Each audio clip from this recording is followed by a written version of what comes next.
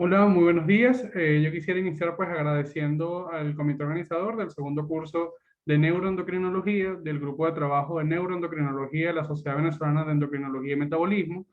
por permitirme el día de hoy conversar un poco acerca de la clasificación de tumores de hipófisis que recientemente ha sido modificado en conjunto por la Organización Mundial de la Salud y la Sociedad Internacional para el Estudio del Cáncer. Mi nombre es Fernando Carrera y soy residente del segundo año del posgrado en Endocrinología y Metabolismo del Centro Médico Docente de la Trinidad y la Universidad de Oriente.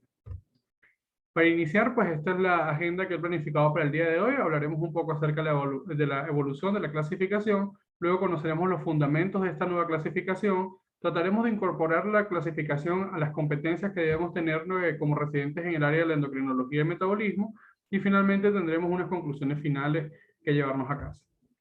Para iniciar, pues quisiera iniciar conversando acerca de que la clasificación no es más que una forma de hacer un diagnóstico de forma estandarizada en la medicina y mucho más cuando la enfermedad tiene una prevalencia baja o desconocida, como es el caso de los tumores hipoficiarios o tumores neuroendocrinos hipoficiarios o PINET, que es el término nuevo que se le otorga a los adenomas hipoficiarios como anteriormente se conocía. Realmente una nueva clasificación en medicina surge cuando se reconcilian los nuevos o viejos métodos diagnósticos y las características poblacionales, estableciendo nuevos puntos de corte y mejorando así el rendimiento diagnóstico de un determinado test. Finalmente, pues la forma en la que se va a interpretar el test depende de la misma historia natural de la enfermedad, de la capacidad diagnóstica del test y del entorno en el que se desenvuelve el test y el paciente en el que estamos viendo y las características poblacionales distintivas que puede tener un determinado grupo de la población en comparación con otro. Es por esta razón que siempre depende del comportamiento del test según diferentes patrones de conglomerados de características en una determinada población. Si conocemos entonces esto como fundamento de una clasificación en medicina, sabemos ahora que la clasificación no es una forma, no es más que una forma estandarizada de hacer un diagnóstico correcto en enfermedades complejas.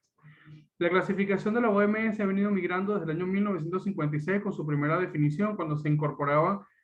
se hacía en función a la tensión de hematocina y dioxina y se clasificaba entonces en acidófilo, basófilo o cromófobo. Y finalmente, así como ha venido evolucionando la ciencia y la endocrinología, se anexaron entonces los marcadores de inmunohistoquímica y finalmente se incorporaron la ciencia ómica con el reconocimiento de la transcriptómica y la proteómica, que ha hecho que se comprenda mejor la fisiopatología de los tumores neuroendocrinos de origen hipoficial.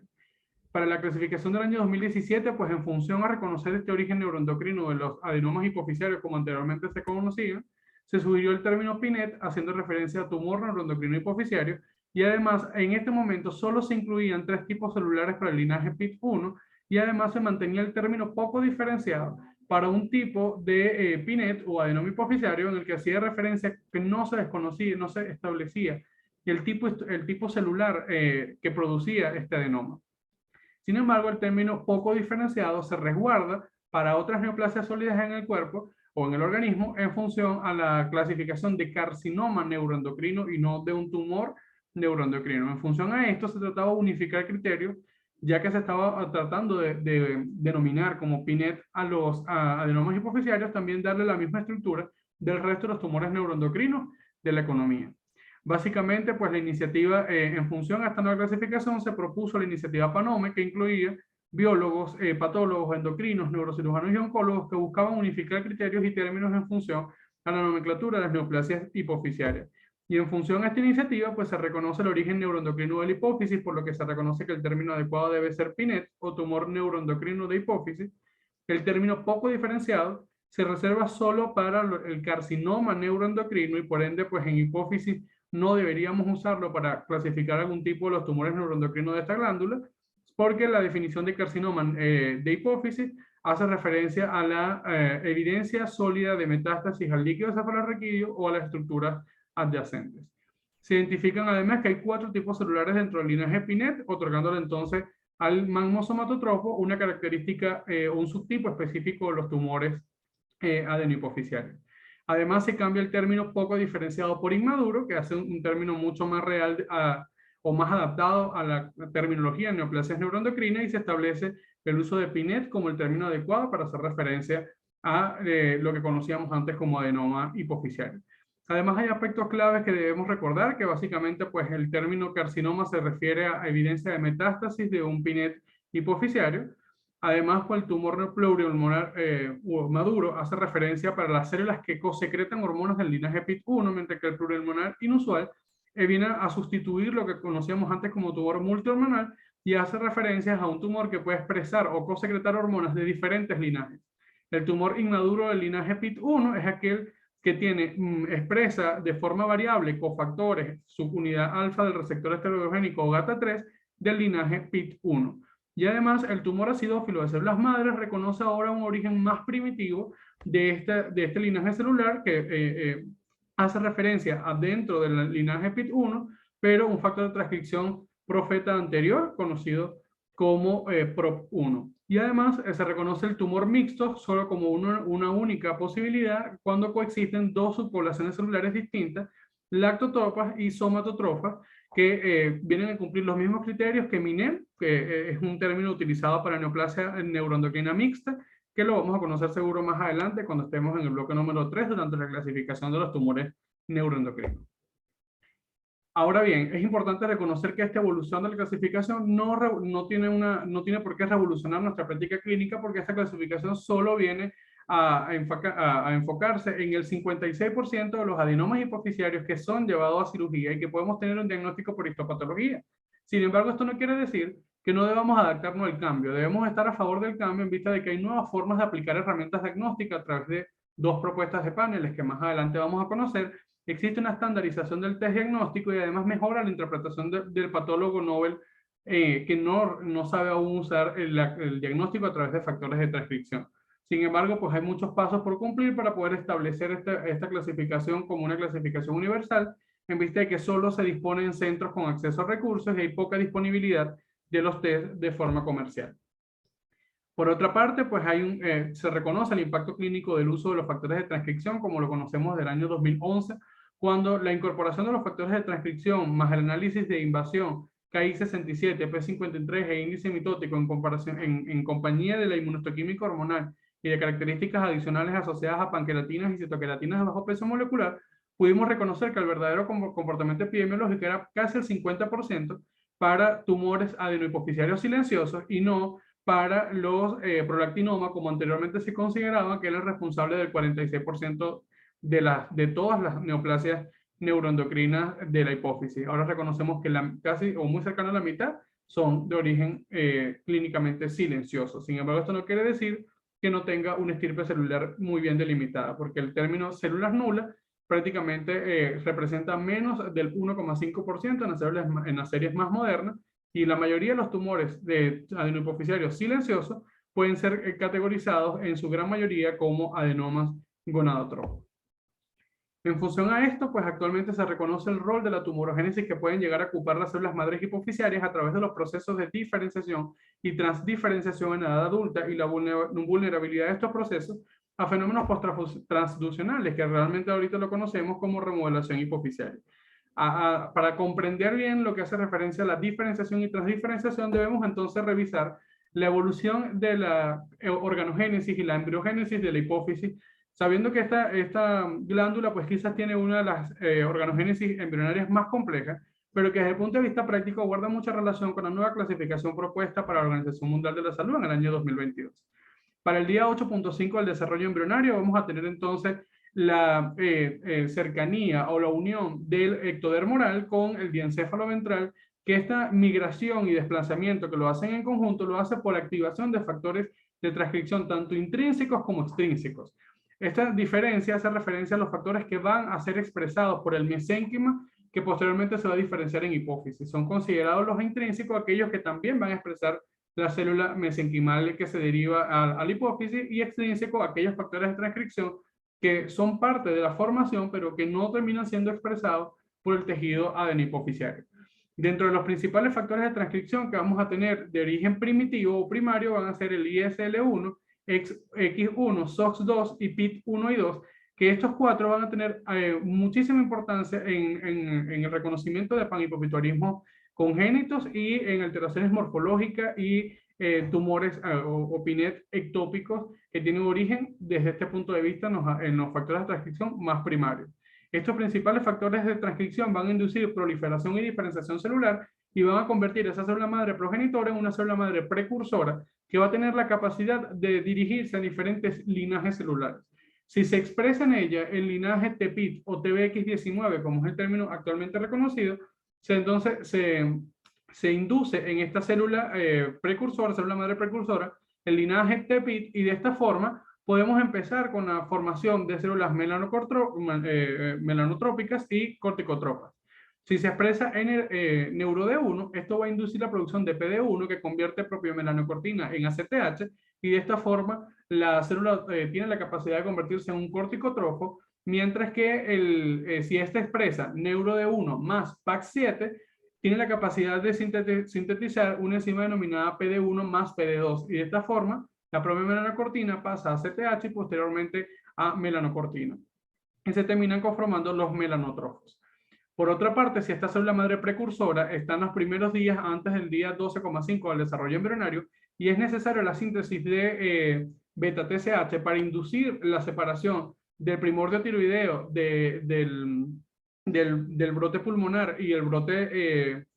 tímico, pues es necesario la producción temprana de beta-TSH. Es por esta razón que algunas células más ventrales van a empezar a activarse factores de transcripción extrínsecos como SIC7 y NOTS2,7 que inducen una activación transitoria hacia la producción de beta-TSH a través de la activación de factores de transcripción secundarios conocidos como GATA2 o GATA3, que terminan activando CGA y finalmente inducen la producción de la glicoproteína, la subunidad alfa de la glicoproteína común hipoficiaria, que va a ser común tanto para la TSH como para la prolactina, la GH y las hormonas luteinizantes y folículo-estimulantes. En función a esto, pues se induce de esa forma temprana el primordio tiroideo, y esta célula, tras la acción de GATA2, pero en compañía de PROP1 y la proteína morfogénica ósea 2, va a inducir la aparición del linaje SF1 con la aparición del factor de transcripción SF1, que es único y exclusivo del linaje gonadotropo, lo que termina produciendo FSH y LH. Finalmente, PROP y BN y la proteína de morfogénica ósea 2 van a ser los factores de transcripción profeta a la activación del linaje PIT1. Y el linaje PIT1 va a terminar teniendo o requiriendo la activación de factores extrínsecos como ESR1 para la síntesis de prolactina, y termina induciendo de este linaje PIT1 una conformación para lactotrofo, NeuroD4 para gonadotrofo, y finalmente FOXL1 en compañía de GATA2 termina induciendo entonces la producción de tirotrofos maduros posterior a este brote inicial.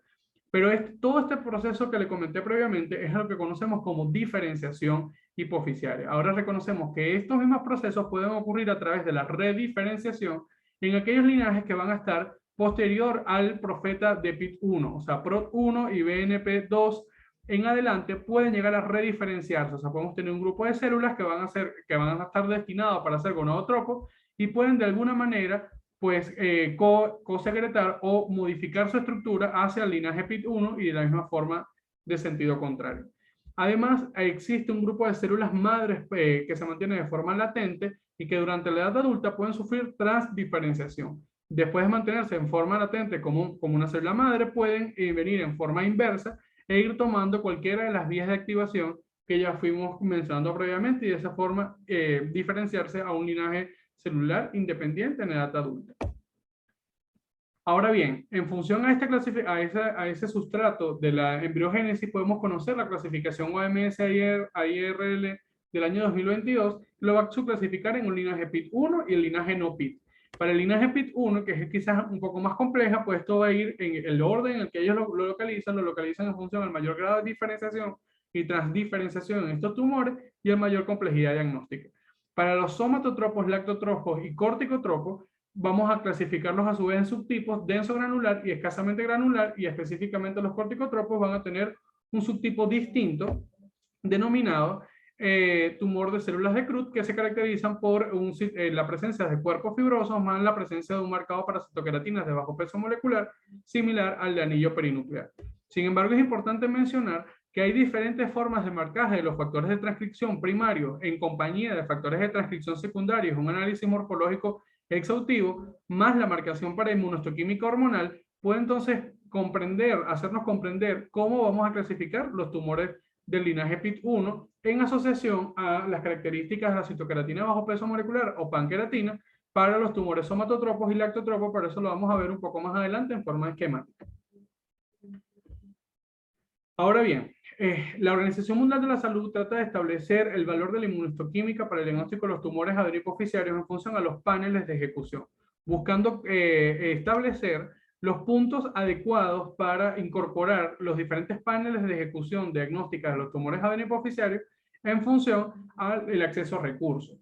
Hay dos propuestas. La propuesta de panel completo, que incluye 10 tinciones, específicamente 5 factores de transcripción, los 3 primarios y los 2 auxiliares, GATA2 y subunidad alfa del receptor esteroidogénico, que nos determinan el linaje celular, más la inmunohistoquímica hormonal que excluye FSH y LH porque tienen menos especificidad y sensibilidad que el SF1. Y los gonadotropos podemos hacer un diagnóstico adecuado solo con el marcaje a través de factores de transcripción para SF1. Y utilizaríamos entonces la inmunohistoquímica adicional para panqueratinas y citoqueratina de bajo peso molecular solo en aquellos PINET de origen gonadotrofo, somatotrofo y, somatotrofo, lactotrofo y corticotrofo. Además, es importante reconocer que tanto las panqueratinas como las citoqueratinas de bajo peso molecular pueden ser usadas de forma en cualquiera de las dos, porque ambas tienen buena especificidad, pero se prefiere el uso de citoqueratina de bajo peso molecular, específicamente la CAMS 5.2.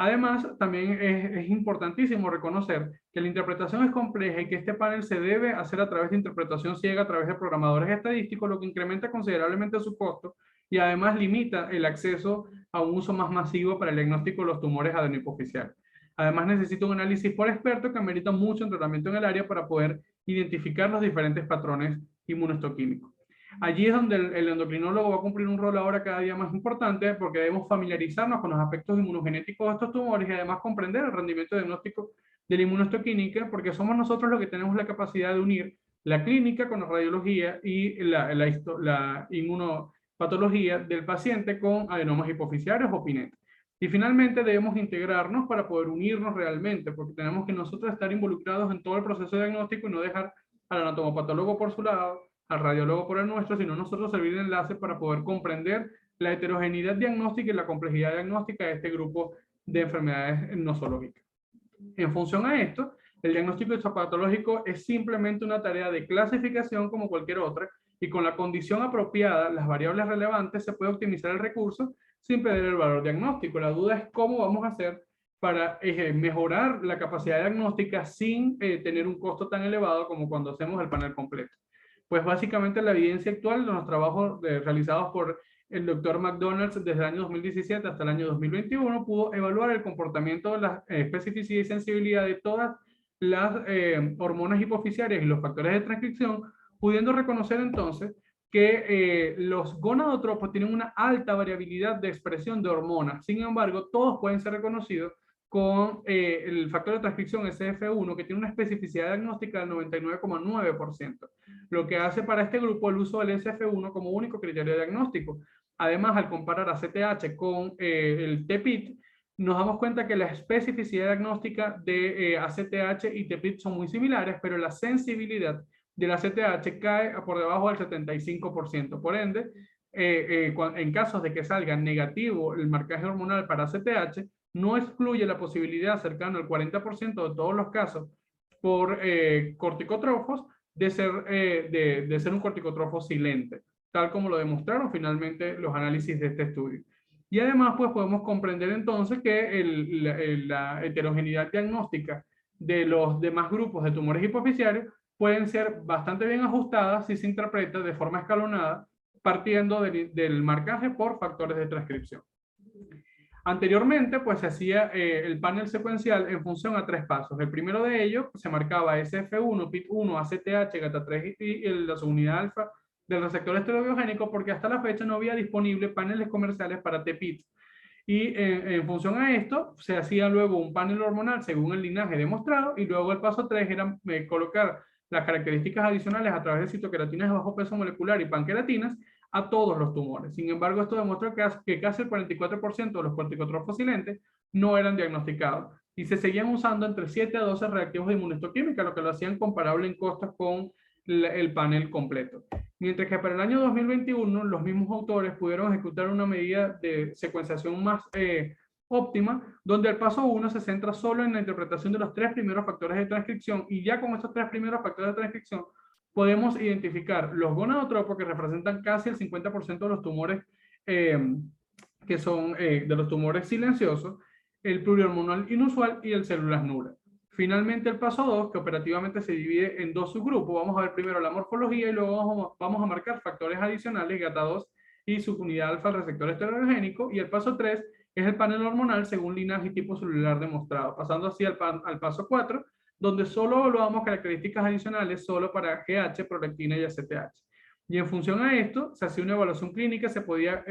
durante esta evaluación secuencial, si considerábamos que era un tumor de un comportamiento típico que meritaba pasar a un panel completo, pues se puede hacer el switcheo a panel completo sin ningún problema. Y además, el 85% de los PINET no SF1 se podían diagnosticar correctamente haciendo uso de 5 a 7 reactivos para inmunohistoquímica y no el panel completo de 10, que realmente son 12 citoqueratinas, incluyendo las citoqueratinas. Ahora bien, de forma secuencial, y aquí quisiera detenerme a explicar, porque de esta forma podemos comprender bastante bien la clasificación de la OMS, vamos a ir haciendo la clasificación de la Organización de la Organización Mundial de la Salud en función al panel secuencial diagnóstico. Lo primero que debemos hacer es evaluar los factores de transcripción, y para ello se debe montar una batería que incluya PIT1, TPIT y SF1. En función a esto, si tenemos un tumor que solo marca SF1, lo podemos categorizar como un tumor o un PINET gonadotrofo. Si tenemos al menos 2 factores de transcripción positivos, lo llamaremos entonces plurihormonal inusual, como ya lo vamos a ver más adelante. Y si no hay ningún factor de transcripción positivo, probablemente estemos ante la presencia de células nulas. El paso 2 es evaluar el componente celular, y vean que el paso 2 lo vamos a dividir en paso 2 y 3. El paso 2 es evaluar el componente celular y vamos a ver si es monomórfico o dimórfico, y en función a eso vamos a hacer el marcaje para factores de transcripción adicional. Entonces, si tenemos un patrón dimórfico, solo debemos usar alfa, subunidad alfa del receptor esteroidogénico, y si tenemos un patrón monomórfico, debemos usar el anterior más GATA3. En algunos casos vamos a hacer uso de la subunidad alfa de la glicoproteína común hipoficiaria, pero voy a irselos mencionando de forma aislada porque su comportamiento quizás no puede mantenerse a través de una secuenciación lógica. En función a esto, entonces vamos a hacer el paso número 4, que es la inmunohistoquímica hormonal. Si tenemos un patrón dimórfico o monomórfico que solo expresa subunidad alfa del receptor esteroidogénico, vamos a montar únicamente prolactina y GH. Si tiene un patrón dimórfico y está positivo para prolactina y GH, entonces y expresa solo la subunidad alfa del receptor esteroidogénico en el componente lactotrofo, lo vamos a categorizar como un tumor mixto somatotropo. Si tenemos un comportamiento monomórfico con un marcaje biohormonal para prolactina y GH, vamos a ver cuál es el componente que predomina. Si predomina más prolactina sobre GH, lo vamos a llamar tumor de células madres acidófilas, y si prolactina más GH sobre prolactina, vamos a categorizarlo como un tumor mamosomatotrofo. Aquí es importante que quizás en algunas histologías podemos tener limitaciones para reconocer cuál de las dos marcajes predomina sobre el otro. Podemos tener porcentajes similares al 50-50 o 60-40, que hace que la interpretación no sea la adecuada, y allí podemos apoyarnos entonces en la medición de la subunidad de la glicoproteína común hipoficiaria, subunidad alfa, en vista de que el tumor mamosomatotrofo lo expresa, mientras que el de células madres acidófilas no lo expresa. Y con este marcaje adicional podemos entonces hacer la categorización adecuada. Por otra parte, si un patrón monomórfico expresa subunidad alfa receptores esteroidogénicos más GATA3, vamos entonces a evaluar cómo lo marca. Si lo marca de manera difusa, lo consideramos como un tumor inmaduro PIT1, y si lo marca de forma variable, lo categorizamos entonces como un tumor plurihormonal maduro PIT1. Aquí lo importante es que si tenemos duda entre el marcaje difuso o variable, podemos entonces considerar montar 3 adicionales, que vendría siendo prolactina, GH y y TSH. ¿Por qué? Porque el tumor plurihormonal maduro debe expresar al menos 2 hormonas del linaje PIT1, mientras que el tumor inmaduro puede llegar a producir una o ninguna. Entonces, este marcaje hormonal adicional nos puede ayudar también a diferenciarlo en caso en que el marcaje por GATA3 y su unidad de alfa, el receptor esteroidogénico, no sea lo suficientemente claro. Cuando solo tenemos un patrón monomórfico con un marcaje positivo para GATA3, solo debemos montar beta-TSH y de esta forma corroboramos entonces la presencia de un PINET tirotrófico. Cuando tengamos grupos celulares monomórficos, pero que además no expresen ni subunidad alfa ni GATA3, podemos entonces evaluar solo prolactina IgH, porque estamos en presencia de prolactinomas o de adenomas lactotrófos o adenomas somatotrófos puros. Ahora bien, prolactinomas o adenomas lactotrófos puros pueden llegar a expresar subunidad alfa del receptor esteroidogénico con un 30%. Así que en aquellos casos en los que tengamos positivo solo receptor esteroidogénico alfa, podemos considerar que igualmente sea un prolactinoma solo, pero igual al tener una positividad para el receptor esteroidogénico alfa, debemos montar prolactina IgH, así que de esa forma podemos reconocer si es puro o combinado con GH. Si tenemos entonces un marcaje positivo único para prolactina, lo vamos a categorizar como un PINET lactotrofo, y la forma del marcaje es lo que nos va a dar la diferenciación en si es denso o escaso granular. Si es paranuclear, lo llamaremos denso granular, y si es difuso citoplasmático, lo llamaremos escaso granular. Para el GH somatotrofo, esto va a tener un único patrón y la forma de diferenciarlo va a ser a través de las citoqueratinas de bajo peso molecular o las panqueratinas. Ahora bien, si tenemos un tumor que solo nos marca TPIT, debemos únicamente usar ACTH. Y en esto sí es importante mencionar que específicamente con los tumores del linaje TPIT, debemos hacer uso de la marcación con ACTH, a pesar de que es la única hormona que puede ser expresada con TPIT. Pero lo importante que hay que reconocer es que hay un subgrupo de tumores adenohipófisis, bueno, de la hipófisis, denominados blastomas, y algunos craneofaringiomas, o sea, los tumores que tienen origen en el lóbulo intermedio de la hipófisis, pueden llegar a expresar también ACTH de forma errada. Sin embargo, los gonadotrofos, los corticotrofos, pueden expresarlo de forma difusa o tienen un marcaje de manera difusa, más la asociación a TPIC. Sin embargo, los craneofaringiomas son negativos para TPIC, pero pueden llegar a marcar ACTH, y los neuroblastomas pueden llegar a expresar TPIC, pero van a expresar ACTH de forma parchada. Y esta es la principal característica histológica diferencial para hacer diagnóstico adecuado entre un corticotrofo y los tumores del lóbulo intermedio que pueden llegar a ser falsamente positivos. Ahora bien, si tenemos múltiples hormonas, múltiples factores de transcripción positivos, lo vamos a categorizar como PINET plurihormonal inusual. Se recomienda no usar para estas dos últimas categorías el marcaje hormonal, porque esto no mejora el diagnóstico de los tumores adenohipofisiarios. Si esto expresan dos linajes por factores de transcripción, deben ser considerados como un tumor plurihormonal inusual. Y si no marca ningún factor de transcripción, no se debe confiar en el marcaje inmunohistoquímico de los adenomas hipofisiarios que no tengan marcaje de factores de transcripción inicialmente. Si no tienen marcaje para factores de transcripción, se deben considerar como un PINET de células nulas. Ahora bien, nos vamos a centrar en somatotrofos y corticotrofos, que estos son los que vamos a evaluar en función a la caracterización inmunohistoquímica adicional por panqueratinas AE1, AE3 y citoqueratinas de bajo peso molecular, específicamente CAMS 5.2. Si tenemos un marcaje difuso perinuclear, lo vamos a llamar denso granular. Y si tenemos la presencia de cuerpos fibrosos más del 70% de la célula, lo vamos a llamar como escaso granular. Las formas intermedias en las que podemos tener entre un 40 y un 70% de la presencia de cuerpos fibrosos se comportan clínicamente y de forma pronóstica como los adenomas escaso granulares. Así que por ende se deben considerar como un escaso granular.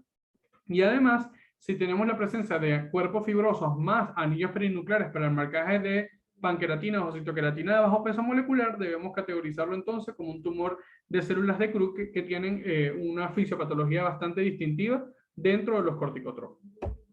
En función a esto, pues podemos concluir que tenemos quizás o estimular que tenemos tres necesidades para poder incorporar ahora esta nueva clasificación a nuestra práctica clínica habitual, específicamente en Venezuela.